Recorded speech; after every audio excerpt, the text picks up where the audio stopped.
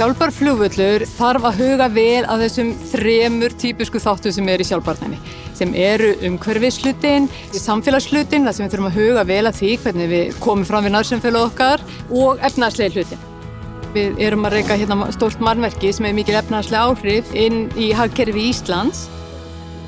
Við höfum þess vegna sett okkur sjálfbærni stefnu þar sem við pössum það að vinna vel að þessum 3 þáttum. Eitt af því er að við erum að fara í bréfmóttum með framkvæmdurnar okkar, sem er eitt af stærsta verkefna okkar núna.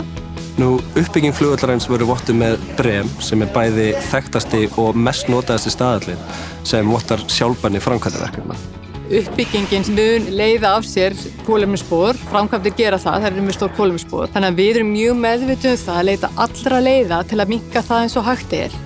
Með BREEAM-vottun og sjálfbærniramma framkvæmdanna þá áætlum við að við náum að spara alltaf 150.000 tonn af koltvísýringi sem jafngildir því að fljúga 930.000 flugferðir milli Keflavíkur og London eða 18 milljónir bílferða milli Keflavíkur og Reykjavíkur. Þannig að þetta eru tölur sem skipta virkilega miklu máli í stóra samhenginu.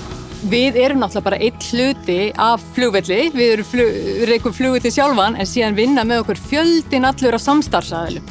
Og við leggjum okkur fram að vera í góðum samskiptum við þá því að á endanum er sjálfbærni samvinna. Hún þarf alltaf að vera samvinna. Við erum öll saman að reyna að ná árangri fyrir komandi kynslóðir.